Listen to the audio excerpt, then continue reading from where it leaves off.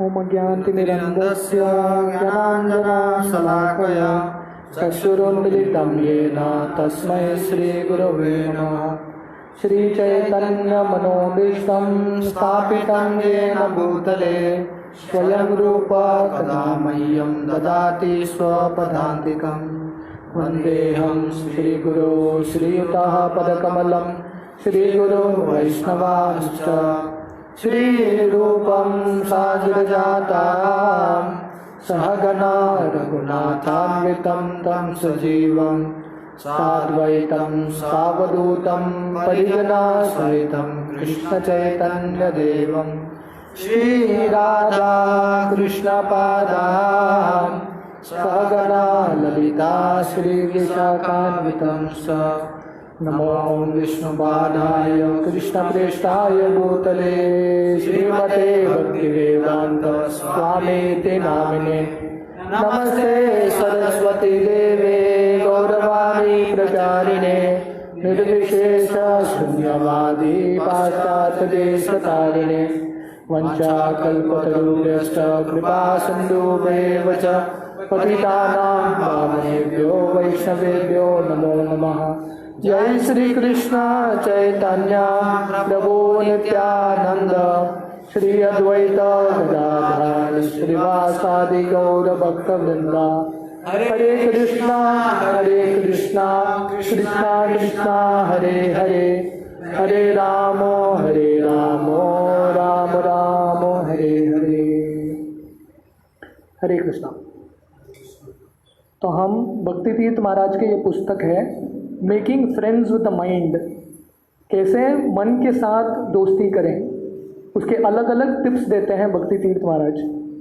तो हमने देखा कि ये अध्याय में महाराज समझा रहे हैं importance of short term goals, कि कैसे अगर भक्ति में हमको मन को कंट्रोल करना है और खुश रहना है तो हमारे ज़िंदगी में लक्ष्य होना बहुत इम्पॉर्टेंट है, गोल्स होना इम्पॉर्टेंट है। तो जैसे हमारे ऊंचे लक्ष्य होते हैं भगवान की प्राप्ति करने का, वैसे ही उसके लिए शॉर्ट टर्म गोल्स का मतलब है छोटा सा भी लक्ष्य होना चाहिए, एवरीडे गोल्स। अगर कोई स्टूडेंट है जो कॉलेज में जाता है पढ़ाई करने के लिए, वो 4 साल के बाद उसको एग्ज़ाम पढ़ाई करना है, पास करना है, पर उसका एवरीडे गोल्स रहता है मुझे रोज़ कितना करना है।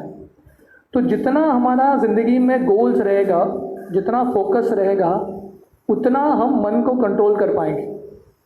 तो जितना हमारी ज़िंदगी में गोल्स नहीं रहेगा भक्ति के मार्ग में भी, तब क्या होगा, मन भटकता रहेगा हर जगह। तो महाराज यहाँ पे लिखते हैं we should select a goal in which we can place all our energies.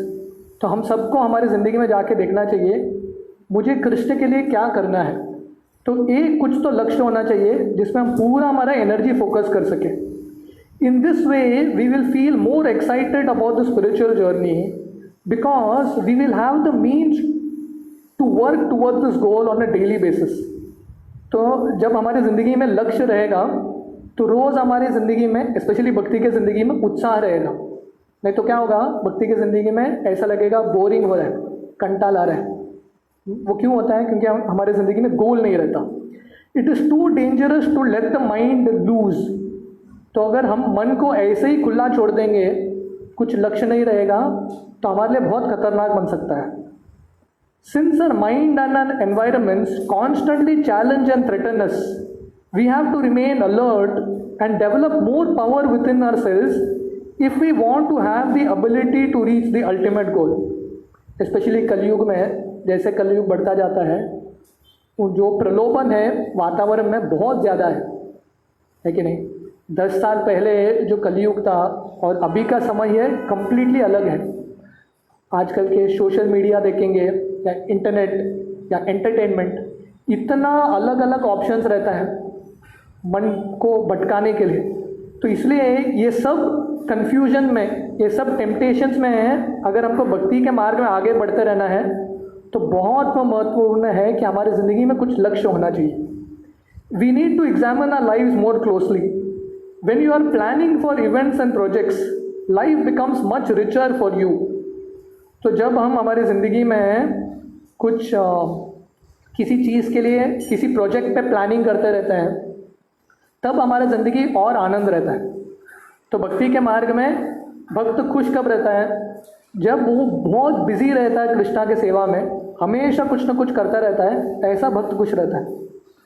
जब शिला प्रभुपाद ने इस्कॉन शुरू किया था अमेरिकन कंट्रीज़ में, तो प्रभुपाद ने अपने शिष्यों को कैसे लगाया था?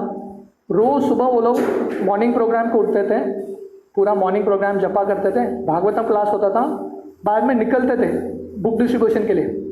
रोज़ 8 घंटा संकीर्तन रास्ते पे और 8 घंटा बुक डिस्ट्रीब्यूशन, सुबह से लेकर शाम तक। और शाम को आने के बाद फिर से तुलसी आरती होता था, गीता पे प्रवचन होता था, और कृष्णा बुक पढ़ के सो जाते थे। मतलब सुबह से लेकर रात तक फुल बिजी। पर ऐसे भक्त जो थे इनिशियल पीरियड में, जिन लोगों ने प्रभुपाद का ये ट्रेनिंग लिया, वो सबसे खुश रहे, क्योंकि जितना हम हमारे मन को भगवान की सेवा में लगाएंगे उतना हम खुश रह पाएंगे। However, notice the effects on the mind when you simply move through the daily rituals. पर क्या होगा? हमारे ज़िंदगी में कुछ लक्ष्य नहीं रहेगा, तब क्या होगा? हम भक्ति का कार्य करते रहेंगे, पर उसमें मन से नहीं करेंगे, बस करने के लिए करेंगे। 16 माला करना है इसलिए करते हैं, राइट, भागवतों में बैठना है इसलिए करते हैं, मन नहीं लगता, क्योंकि we don't have a goal. Considering the power of the mind, we have to trick the mind in order to engage it in devotional culture. तो अगर हम हमारे मन को ट्रिक करके भगवान के सेवा में नहीं लगाएंगे तो क्या होगा? मन हमको उसके सेवा में लगा देगा। If we do not engage it, it will engage us. तो अगर हम हमारे मन को भगवान के सेवा में यूज़ नहीं करते, तब क्या होगा? मन हमको उसकी सेवा में लगा देगा। जैसे जो दो लोगों के बीच में झगड़ा होता है, जो पहला आक्रमण करता है और पूरे प्लानिंग के साथ आक्रमण करता है, उसका ही जीत होता है। तो वैसे ही मन के साथ हमारा ये युद्ध है। तो जितना हम प्लानिंग करके पहले से हमारा मन को कैसे जीतना है, वही व्यक्ति का जीत होता है। तो भक्ति तीर्थ महाराज उनके बारे में लिखते हैं, Once when I was part of a special program involved in distributing my spiritual master's books to museums, library, universities and professors, our team went to a spiritual mentor with our pens and pencils in order to get very specific instructions on how to distribute his books. तो भक्ति तीर्थ महाराज शुरुआत के दिनों में बहुत सारा पुस्तक वितरण करते थे। वो क्या करते थे? अलग अलग यूनिवर्सिटीज़ में जाके प्रभुपाद का पूरा भागवतम सेट बेचते थे।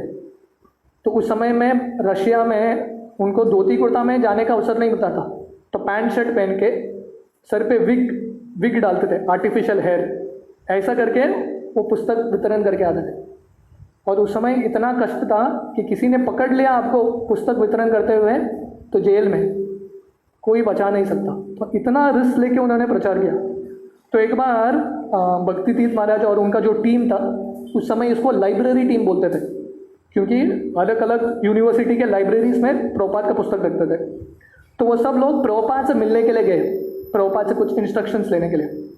We were prepared to receive very specific and elaborate instructions that would help us reach our गोल।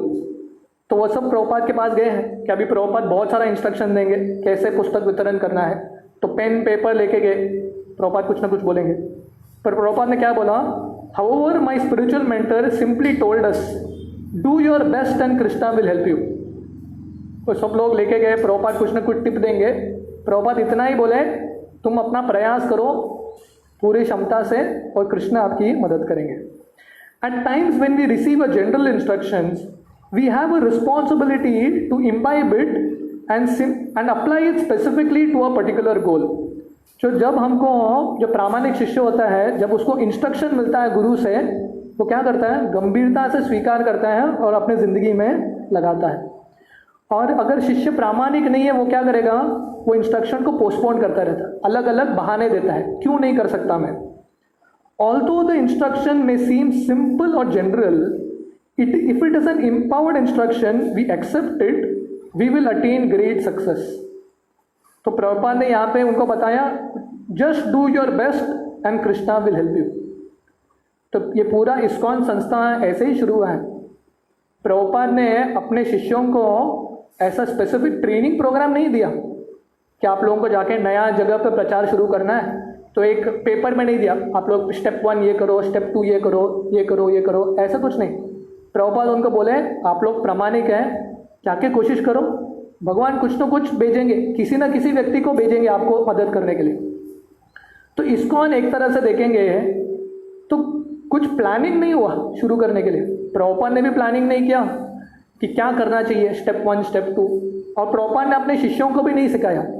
जैसे यहाँ पे भक्ति तीर्थ महाराज और उनके सब दोस्त प्रभुपाद के पास गए थे, प्रभुपाद अलग अलग टिप देंगे, बुक डिस्ट्रीब्यूशन कैसे करना है, रास बताओ, प्रचार कैसे करना है, लोगों को भक्त कैसे बनाते हैं, प्रीचिंग कैसे करते हैं, सार है जस्ट डू योर बेस्ट, तुम पूरा कोशिश करो अपना और विश्वास रखो कि कृष्ण मदद करेंगे। Our team accepted the simple instructions and we later obtained success beyond our imagination. तो भक्ति तीर्थ महाराज और इनके जो टीम है लाइब्रेरी पार्टी, प्रभुपाद के सरल इंस्ट्रक्शन को स्वीकार किया कि आप लोग कोशिश करते रहो बस कृष्ण के लिए, और उनको बहुत सक्सेस मिला। तो अल्टीमेटली सक्सेस कहाँ मिलता है? भगवान की कृपा से ही मिलती है। हमारा काम क्या है? इंस्ट्रूमेंट बनना, निमित्त बनना बस। जैसे कुरुक्षेत्र युद्ध में कृष्ण ने ऑलरेडी निश्चित किया था कि कौरवों का नाश होने वाला है, अर्जुन और पांडवों को क्या करना पड़ा? सिर्फ निमित्त बनना पड़ा, दैट्स ऑल।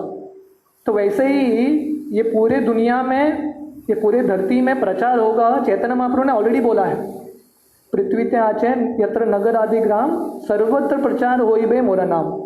तो चैतन्य महाप्रभु ने ऑलरेडी बोला है कि सब जगह मेरा प्रचार होगा। हमको क्या करना है? सिर्फ कोशिश करना है। जैसे हिंदी में बोलता है ना, बहते हुए पानी में हाथ धोना है। ऑलरेडी भक्त बनने वाले हैं, हम उसमें भाग देंगे तो कल्याण हमारा ही होने वाला है।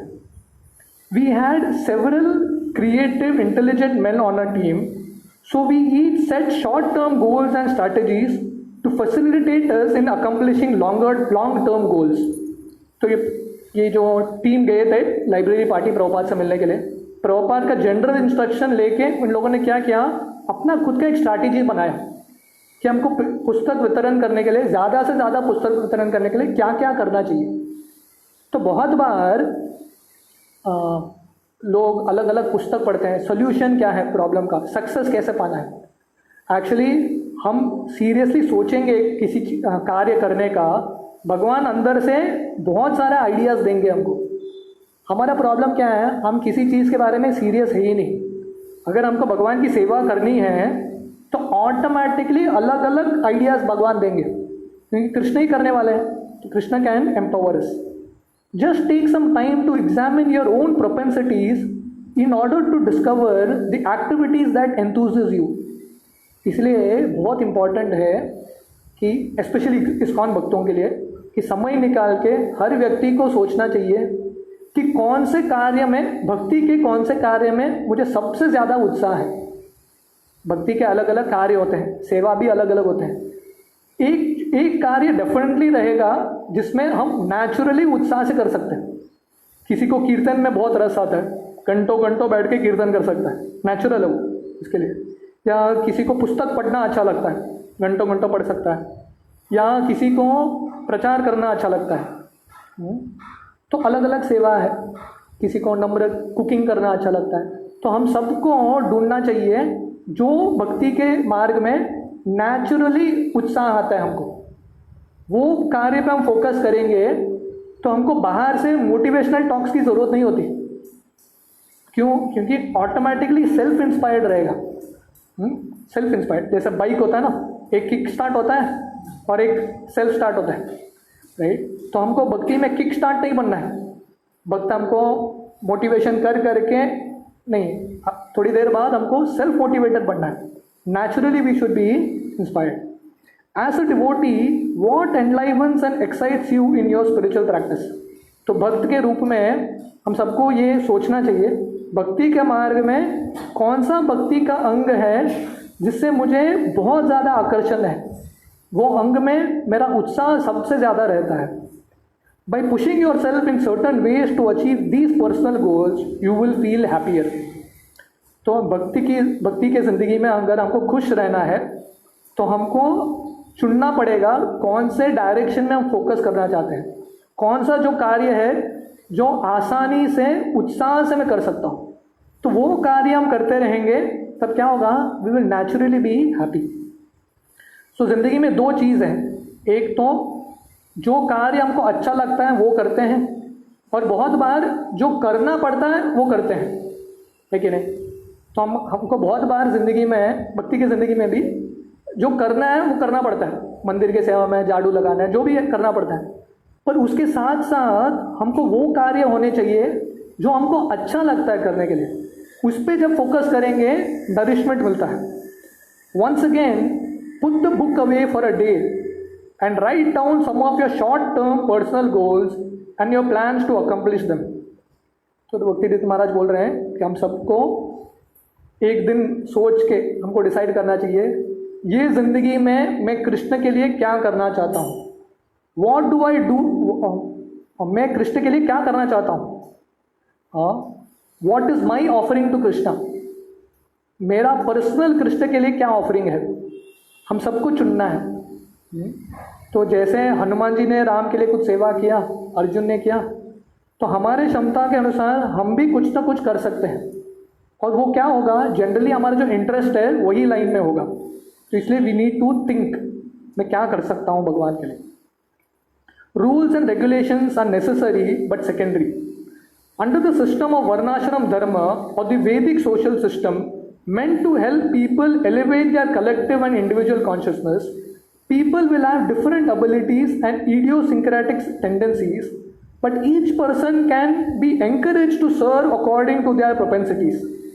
तो वर्णाश्रम धर्म में, वर्ण आश्रम के धर्म में का मतलब क्या है, हर एक का एक नेचुरल प्रोपेंसिटी होता है, नेचुरल एक स्वभाव होता है, वो स्वभाव पे हम जब फोकस करेंगे तब क्या होगा, हर एक व्यक्ति भगवान की सेवा में लग सकता है। इसलिए अभी के एजुकेशन सिस्टम में और पहले के एजुकेशन सिस्टम में फ़र्क क्या था, आज के एजुकेशन सिस्टम में सबको वही सब्जेक्ट्स पढ़ाया जाता है, और क्या होता है, अरे अगर 10 बच्चे या 100 बच्चे मैथ्स पढ़ेंगे, जिसको मैथ्स के प्रति कुछ इंटरेस्ट ही नहीं है, मतलब थोड़े लोगों का वायरिंग ही नहीं होता मैथ्स उनको समझ में नहीं आता, कितना भी कष्ट करो समझ में नहीं आता, और थोड़े लोगों को बहुत जल्दी समझ में आता है। या म्यूज़िक होता है, थोड़े लोग एक बार ट्यून सुनते हैं तुरंत पकड़ लेते हैं, थोड़े लोग ट्यून सुनेंगे 1000 बार प्रैक्टिस करेंगे, सालों साल प्रैक्टिस करेंगे, उनका जमेगा ही नहीं, क्योंकि वो म्यूज़िक के लिए पैदा ही नहीं हुए हैं। दोनों अलग चीज़ होता है। तो पहले के ज़माने में पहले इंटरेस्ट देखा जाता था, तुम्हारा गुण और कर्म क्या है, तुम्हारा स्वभाव क्या है, उसके हिसाब से वो डायरेक्शन में जाओ। अभी क्या किया जा रहा है मॉडर्न एजुकेशन में, सबको पकड़ के इंजीनियर बना रहे हैं। अरे तेरे इंजीनियर का क्वालिटी है कि नहीं, तुम में इंजीनियर बन सकता है कि नहीं, लोग सोचते नहीं है, हर कोई घुसता है, और बाद में जब इंजीनियरिंग पेपर आता है उसको समझ में नहीं आता कैसे पढ़ाई करना चाहिए, क्योंकि वो इंजीनियरिंग के लिए बना ही नहीं है। तो हमारा जो नेचुरल इंक्लिनेशन है, so what is our interest, उसी पे हमारा करियर रहेगा, प्रोफेशन रहेगा, आराम से हम खुश रहेंगे। तो इसलिए वर्णाश्रम धर्म मतलब समझना कि मेरा एबिलिटी क्या है, मेरा काबिलियत क्या है, what am I good at, मैं किस में अच्छा हूँ, और उसी को भगवान की सेवा में लगाना। जैसे पांडवों में भी देखेंगे, हर पांडव हर चीज़ नहीं करते थे। भीम ने गदा को पकड़ लिया था, उस पर निपुण बन गया, अर्जुन ने धनुर्विद्या उस पर निपुण बन गया, Yudhishthir spear throwing a spear उसमें निपुण बन गए, तो नकुल ने तलवार विद्या में।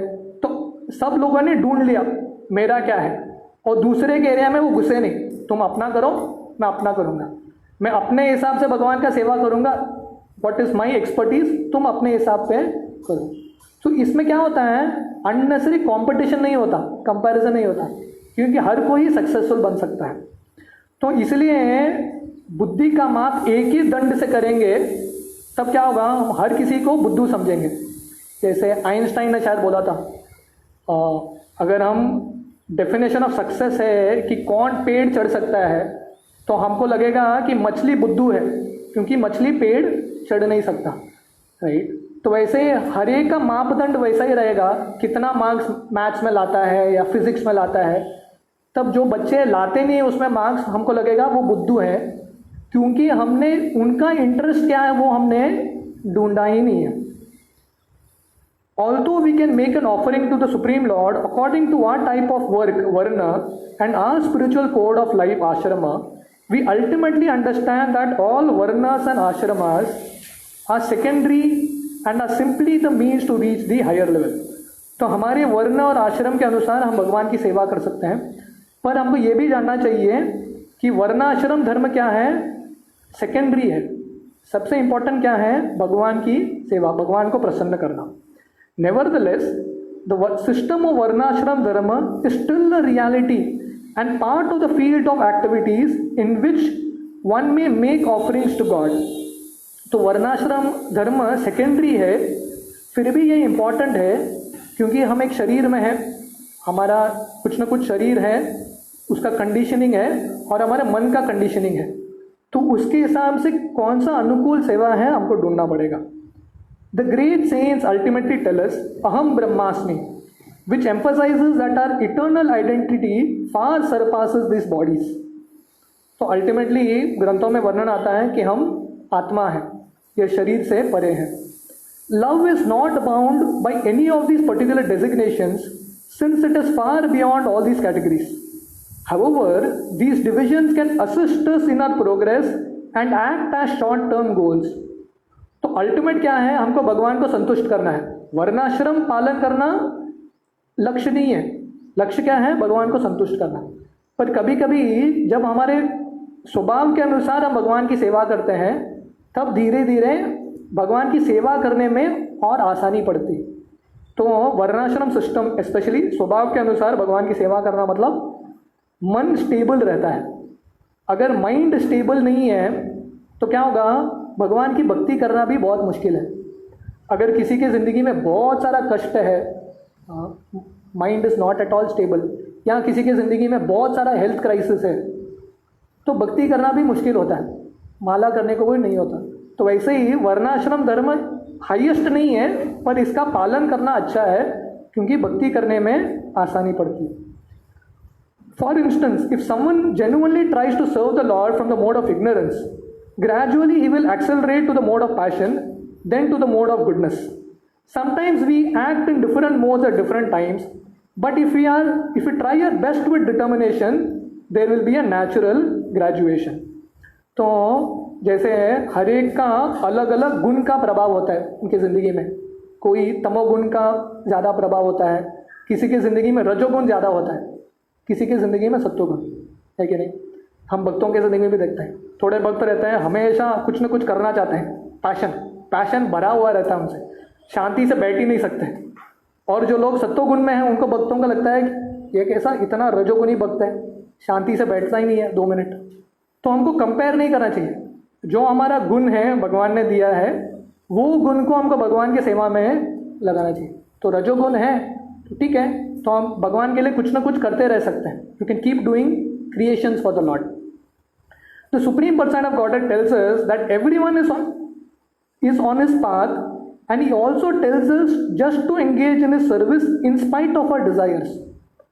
तो भगवान गीता में क्या बोलते हैं, ये यथा मां प्रपद्यन्ते ताम तैव भजाम्यहम्, मम वर्तमानो वर्तन्ते मनुष्य पार्थ सर्वशः। तो भगवान बोलते हैं कि हर कोई मेरे मार्ग में ही लगा है। मतलब शायद कोई भगवान की भक्ति डायरेक्टली कर रहा है तो सीधे तरह से भगवान के मार्ग में लगा है। अगर कोई देवता की पूजा कर रहा है मतलब भगवान के ही मार्ग में लगा है, पर थोड़ा इनडायरेक्टली मार्ग में है। तो कहने का मतलब है कि भगवान बोलते हैं कि हर कोई अल्टीमेटली भगवान के पास ही जाने वाला है। फ़र्क क्या है, किसी को कम समय लगेगा, किसी को ज़्यादा समय लगेगा। इसलिए अगर हमारे पास भौतिक इच्छा भी है, हमारे कितना भी कंडीशनिंग है, how much ever our conditioning में भी, जितना भी मन हमको तंग करता है, जो भी हमारा स्थिति है, वो वही स्थिति में हमको भगवान की भक्ति करने का प्रयास करना चाहिए। तो इसलिए भगवान की भक्ति जो है, भगवान ने दरवाज़ा सबके लिए खोल के रखा है। जैसे भागवतम में श्लोक आता है, अकाम सर्व कामो वा मोक्ष काम उदारदी तीव्रेन भक्ति योगेन यजेत पुरुष परम। तो भागवत में वर्णन आता है अकाम, अगर आपके पास बिल्कुल इच्छा नहीं है, काम वासना नहीं है, या सर्व कामो वा, आपके हृदय में बहुत सारा काम वासना है, या मोक्ष काम उदारदी, या आपके पास मोक्ष पाने की कामना है, कौन सा भी आपका अवस्था है, बिल्कुल काम वासना नहीं है, भर के काम वासना है, या मोक्ष प्राणे की काम वासना है, जो भी है, क्या करना चाहिए? तीव्रेन भक्ति योगेन यजेत पुरुष परम। आपका कौन सा भी लेवल है, सॉल्यूशन एक ही है। Any type of problem one solution. Solution क्या है? तीव्रेन भक्ति योगेन, भगवान की भक्ति तीव्रता से करो बस। Even if you have numerous material desires और just desire liberation, the Bhagavatam still tells us to go to the lord. Of course, God initially tells us to approach Him in a certain way, but then He makes certain arrangements to facilitate us in our growth. तो भागवतम बोलता है आपका कौन सा भी अवस्था है, क्या करो? भगवान की भक्ति करते रहो, भगवान को छोड़ो मत। इसलिए भगवान हमको, हमारा कौन सा भी अवस्था है, भगवान हमारी मदद करते रहते हैं। जैसे महाराज उदाहरण देते हैं, for instance, if a teacher gives a lesson that a student cannot understand, she may then make another arrangement to teach the student. तो टीचर ने एक प्रयास किया अपने स्टूडेंट को, शिष्य को समझाने के लिए, एक लेसन, एक शिक्षा, उसको समझ में नहीं आया तो क्या करेगी शिक्षक? और एक तरीका से समझाएगी उसको। ठीक है, ये एग्जाम्पल समझ में नहीं आया ना, तो इस तरह से मैं समझाता हूँ। जैसे गीता में हम देखते हैं कि वही पॉइंट को कृष्ण अर्जुन को क्या बोलना चाहते हैं? आप युद्ध करो। वो एक पॉइंट को समझाने के लिए भगवान अलग अलग तरीके से बताते हैं। ठीक है, कर्म के माध्यम से समझो, ज्ञान के माध्यम से समझो, भक्ति के माध्यम से समझो। हाँ, तो टीचर जो है कैसे तो शिष्य को समझाने के प्रयास करता है, इस तरफ से नहीं तो उस तरफ से। तो भगवान वैसे ही हमको हमारी मदद करते रहते हैं अलग अलग तरीके से। However, the teacher must always keep her ultimate goal in the forefront, because she does want her student to eventually graduate. Similarly, we must always remember the ultimate goal. Otherwise, in the process of working for the Lord or acquiring knowledge, we may begin to consider the work or knowledge to be the ultimate goal. तो भक्ति के मार्ग में कभी कभी हम भक्ति शुरू करते हैं अलग विचार से, बस भक्ति में साल बीतने के बाद हम किसके लिए भक्ति कर रहे हैं भूल जाते हैं, है कि नहीं? भक्ति में जब इनिशियली आते हैं हम सब बहुत क्लियर रहते हैं कि मैं भगवान की प्रसन्नता के लिए आ रहा हूँ, भगवान को खुश करने के लिए। तो धीरे धीरे भक्ति के मार्ग में अहंकार आता है, क्योंकि हमको लगता है हम सीनियर बन गए, तो अहंकार आता है। बाद में हम भूल जाते हैं कि हम भक्ति कृष्ण की संतुष्टता के लिए कर रहे हैं, और हम क्या करने लगते हैं? हमारा ही इंद्रिय भोग करने लगते हैं। भक्ति के नाम पे we start doing our own enjoyment. तो इसलिए गोल हमेशा फोकस पर रहना इंपॉर्टेंट है। मैं क्यों आया हूँ इस्कॉन में? भगवान की भक्ति करने के लिए, निस्वार्थ रूप से, वो फोकस करना इट्स वेरी इंपॉर्टेंट।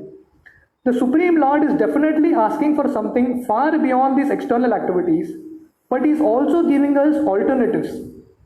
तो भगवान जो है अल्टीमेटली पूर्ण शुद्ध भक्ति मांगते हैं हमसे, पर भगवान अलग अलग ऑल्टरनेटिव्स भी देते हैं, क्योंकि भगवान को पता है हर कोई शुद्ध भक्ति नहीं कर सकता है। If we begin to think that the lord only cares about this rules and regulations, we will serve mechanically और with a hard heart and forget that Krishna really wants us to always think of him. तो भक्ति के मार्ग में अलग अलग rules and regulations है कि नहीं? 16 माला का जप करना, 4 नियमों का पालन करना, अलग अलग रूल्स एंड रेगुलेशंस है। पर ये रूल्स एंड रेगुलेशंस क्यों हैं वो हमको याद रखना चाहिए, नहीं तो क्या होगा? हम सिर्फ रूल्स एंड रेगुलेशंस फॉलो करेंगे, उसका सार भूल जाएंगे, एसेंस भूल जाएंगे। जैसे बाइबल में एक कहानी है, एक बार एक वैश्या थी,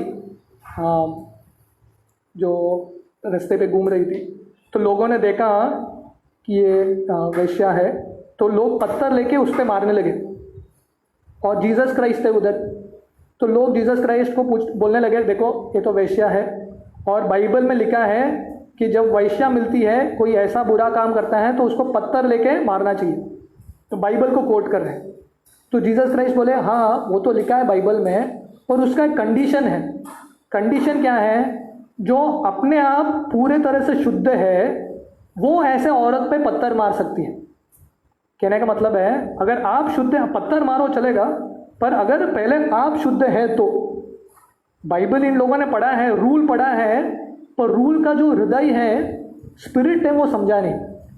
जब जीसस ने ये बोला सब लोग पत्थर छोड़ के निकल गए, क्योंकि दूसरों में दोष देखना बहुत आसान है पर खुद में दोष देखना मुश्किल होता है।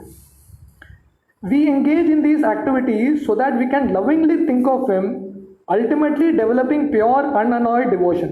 तो जितने भी रूल्स रेगुलेशंस हैं भक्ति में वो किसके लिए हैं? भगवान को याद करने के लिए। तो इसलिए रूल्स और रेगुलेशंस में आपको फंसना नहीं है, उसके पीछे जो स्पिरिट है वो याद रखना है। जैसे चैतन्य चरितामृत में बहुत सुंदर एक कहानी आती है। चैतन्य महाप्रभु जब जगन्नाथपुरी में रहते थे, गंभीरा छोटा सा एक रूम है चैतन्य महाप्रभु का जहाँ पे रुकते थे वो, तो चैतन्य महाप्रभु को एक पर्सनल सर्वेंट थे जिनका नाम था गोविंद। तो चैतन्य महाप्रभु को प्रसाद खिलाते थे, उनके कपड़े धोते थे, पर्सनल सर्वेंट। तो एक बार चैतन्य महाप्रभु ने, गोविंद ने चैतन्य महाप्रभु को प्रसाद खिलाया और इतना थक गए चैतन्य महाप्रभु कि प्रसाद खा के उधर ही सो गए। हाथ धोया, गोविंद ने हाथ धुलाया चैतन्य महाप्रभु का और उधर ही दरवाजे पे ही सो गए। और गोविंद को प्रसाद लेना था, तो प्रसाद लेने के लिए उसको क्रॉस करना पड़ेगा, चैतन्य महाप्रभु के शरीर को क्रॉस करके अंदर जाना है। तो गोविंद ने सोचा कि भगवान के शरीर को लांघना अच्छा नहीं है।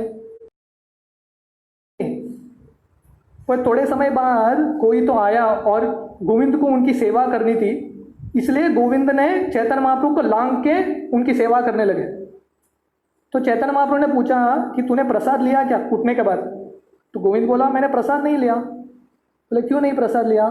बोले आपको लांघ के मैं जा नहीं सकता। पर बोले तुमने इसकी सेवा करने के लिए मुझे लांघ के तो आ गए, प्रसाद लेने के लिए लांघ के जा सकते थे। वो बोले नहीं, आपके भक्तों की सेवा के लिए मैं ये रूल तोड़ सकता हूँ, पर मेरे स्वार्थ के लिए मैं ये रूल तोड़ नहीं सकता। तो मैं कहने का मतलब हर एक रूल होता है, वो रूल के पीछे एसेंस है वो समझना चाहिए। वैसे ही भक्ति में अलग अलग रूल्स होते हैं, पर रूल्स के पीछे सार क्या है? भगवान को प्रसन्न करना। जैसे मंदिर में जो कोई जाता है, भक्ति रसामृत सिंधु में अलग अलग रूल्स आता है। एक रूल है कि भगवान के मंदिर में विग्रहों के सामने पैर नहीं दिखाना चाहिए, वो एक रूल है। तो अगर कोई नया भक्त बैठा है और वो भगवान के सामने पैर दिखा रहा है, तो अगर एक सीनियर डिवोटी आके उसको डांटता है कि तू ऐसा कैसा कर रहा है, तू तो पतित व्यक्ति है, ये वो, तो क्यों? वो रूल को फॉलो कर रहा है, दूसरों को समझा रहा है। पर और एक रूल है कि भगवान के सामने दूसरों को डांटना नहीं चाहिए। तो एक रूल फॉलो करने के लिए दूसरा रूल तोड़ रहे हैं। तो इसलिए रूल्स क्या है उसका सार समझना बहुत इंपॉर्टेंट है। नहीं तो क्या होगा, हम सिर्फ एक्सटर्नली फॉलो करेंगे, इंटरनली खोखला रहेंगे। जैसे महाभारत का युद्ध है, दुर्योधन और उनके सब भाई हर एक रूल को फॉलो कर रहे थे, पक्का हर एक रूल को फॉलो कर रहे थे, पर जो रूल के पीछे जो सार है वो सब तोड़ दिया। क्यों रूल फॉलो कर रहे हैं वो लोग भूल गए कंप्लीटली। तो इसलिए समझना बहुत इंपॉर्टेंट है हम क्यों रूल्स फॉलो कर रहे हैं भक्ति में। इसलिए उपदेशामृत में रूप गोस्वामी एक श्लोक लिखते हैं, अत्याहार प्रयासश्च प्रजल्पो नियमाग्रह जनसंगश्च लौल्यम च षड्भिर भक्तिर विनश्यति। ये 6 चीज करने से भक्ति का नाश होता है। वो क्या है? पहला अत्याहार। अत्याहार मतलब ईटिंग मोर देन नेसेसरी, हद से ज़्यादा खाना या इकट्ठा करना। दूसरा प्रजल्प, प्रयास। प्रयास मतलब भौतिक चीज़ों के लिए बहुत ज़्यादा प्रयास करना। तीसरा प्रजल्प, भगवान की भक्ति छोड़ के बाकी चीज़ों के बारे में बात करना। और चौथा है नियमग्रह। ये नियमग्रह का 2 मतलब है। एक मतलब है कि रूल्स और रेगुलेशंस को फॉलो ही नहीं करना, मतलब जितना भी रूल्स और रेगुलेशंस फॉलो ही नहीं करना। जैसे बहुत सारे लोग बोलते हैं भक्ति में, इस्कॉन में इतना सारा रूल्स रेगुलेशंस क्यों है? भक्ति तो दिल का मामला है, मैं भगवान से दिल से प्रेम करता हूँ, रूल रेगुलेशन की क्या ज़रूरत है? रूल रेगुलेशन नहीं चाहिए, क्योंकि भक्ति मतलब नो रूल्स एंड रेगुलेशन। तो वो एक एक्सट्रीम हो गया, मैं नियम को पालन करूँगा ही नहीं, सब नियम को तोड़ दूंगा, क्योंकि मुझे मेरे और भगवान के बीच में कुछ नहीं चाहिए, सब बंधन को तोड़ दो, लोगों का ये धारणा रहता है। और दूसरा एक्सट्रीम क्या रहता है, लोग रूल्स और रेगुलेशंस को ही फॉलो करेंगे, उसका सार क्या है वो भूल जाएंगे। रूल्स रेगुलेशन, रूल रेगुलेशन, जैसे सोल्जर होता है ना, मार्च पास्ट करता है रिपब्लिक डे में या इंडिपेंडेंस डे में, मार्च पास्ट होता है। किस लिए मार्च पास्ट करते हैं? पूरे भारत को दिखाने के लिए, लाइव आता है ना दूरदर्शन में, पूरे भारत को दिखाने के लिए कि आपकी रक्षा करने के लिए हम हैं, इसलिए मार्च पास्ट करते हैं पूरे डिसिप्लिन के साथ। तो अगर सोल्जर मार्च पास्ट का प्रैक्टिस कर रहे हैं और उनके कमांडर आके बोलते हैं पाकिस्तान ने आक्रमण किया है, चलो युद्ध के लिए, वो लोग बोलते हैं नहीं हम मार्च पास्ट ही करेंगे। अरे मार्च पास्ट क्यों कर रहे हो? ताकि तुम्हारे ज़िंदगी में डिसिप्लिन आए और जब युद्ध करने के लिए अवसर मिले वहाँ जाना है। पर ये लोग बोलेंगे नहीं, हमारे ज़िंदगी का लक्ष्य है मार्च पास्ट करते रहो, लेफ्ट राइट करते रहेंगे तो पागल लोग हैं, सार भूल गए। तो वैसे ही भक्ति के मार्ग में दो एक्सट्रीम है, एक तो रूल्स और रेगुलेशंस हम पालन ही नहीं करते हैं, दूसरा एक्सट्रीम है हम रूल्स और रेगुलेशंस ही पालन करते हैं, क्यों कर रहे हैं पता नहीं, कृष्ण साइड में रह गए। जैसे भागवत में कहानी आती है यज्ञिक ब्राह्मणों का, तो ये यज्ञिक ब्राह्मण यज्ञ कर रहे थे। यज्ञ किसके लिए होता है? भगवान की संतुष्टि के लिए। और कृष्ण और बलराम उनके दोस्तों के साथ आए थे, और कृष्ण अपने दोस्तों को भेजते हैं, बोलते हैं वो ब्राह्मण को बोलो कृष्ण और बलराम भूखे हैं। तो ये लोग आके हैं, कृष्ण के दोस्त आके ब्राह्मणों को बोलते हैं कृष्ण बलराम भूखे हैं। तो ब्राह्मण बोलते हैं हमारे पास टाइम नहीं है, हम बिजी हैं यज्ञ करने में, और यज्ञ कर रहे हैं। अरे यज्ञ क्यों कर रहे हो? यज्ञ भगवान की संतुष्टि के लिए है, और वही भगवान आके बोल रहे हैं मुझे कुछ तो खाने के लिए दो, ये लोग बोल रहे हैं यज्ञ करेंगे। तो इसका मतलब है क्यों यज्ञ कर रहे हैं पता ही नहीं, no one knows. In this discussion, we will give special attention to number 4. We should not consider that Krishna only wants us to follow rules, nor we should minimize them. Rather, we should honor them as a prerequisite to the process of devotional service, while simultaneously trying to improve on the quality of our mental culture. तो इसलिए नियम पालन करना है, उसका उल्लंघन नहीं करना है, पर नियम क्यों पालन करना है वो हमको याद रखना चाहिए। नियम क्यों का पालन करते हैं? ताकि हमारे भगवान की भक्ति में उत्साह ज़्यादा बढ़े, और हमारा जो अंदर का चेतना है वो शुद्ध होना चाहिए। नहीं तो रूल्स और रेगुलेशंस का कुछ मतलब नहीं है। इसलिए ग्रंथों में वर्णन आता है कि हम जिंदगी भर भी महामंत्र करेंगे, महामंत्र जपते रहेंगे, पर हमारा एटीट्यूड सही नहीं होगा तो ऐसे महामंत्र का लाभ नहीं होगा। तो महामंत्र क्यों कर रहे हैं, उसके पीछे जो एटीट्यूड है वो साइंस है, वो भी समझना इंपॉर्टेंट है। तब जो दोनों का जो समन्वय होगा, रूल्स रेगुलेशंस फॉलो करेंगे ये जानते हुए कि क्यों कर रहे हैं, तब हम भक्ति के मार्ग में उत्साह से रहेंगे। नहीं तो क्या होगा, ज़ॉम्बी होता ना, ज़ॉम्बी सुना है, इंग्लिश में एक शब्द है ज़ॉम्बी का मतलब है ऐसा आदमी चलता रहता है पर उसको पता नहीं क्यों चल रहा है। जैसे रात में थोड़े लोग चलते हैं ना, रात में उड़ जाते हैं और ऐसे ही चलते हैं, ऐसा देख देख के, आँख उनका खुला है पर कुछ देख नहीं रहे, अलग ही अपनी दुनिया में। तो भक्ति के मार्ग में भी कभी कभी ऐसा हो जाता है, हमको समझ में नहीं आता क्या चल रहा है भक्ति के मार्ग में। सिर्फ फिगर चल रहा है, 16 माला का नंबर चलता है, पर हमारा प्रेरणा नहीं रहता, इंस्पिरेशन चला जाता है। तो इंस्पिरेशन चले हमेशा मेंटेन करने के लिए हमारे ज़िंदगी में एक गोल होना इम्पॉर्टेंट है, पर्सनल गोल। हम सबको, जैसे महाराज बोल रहे हैं, हम सबको अपने ज़िंदगी में जाग के देखना चाहिए, मैं कृष्ण के लिए क्या करना चाहता हूँ, what is my offering to Krishna, मेरा खुद का ऑफरिंग क्या है गुरु और कृष्ण के लिए। This is something that we need to think about. Hare Krishna.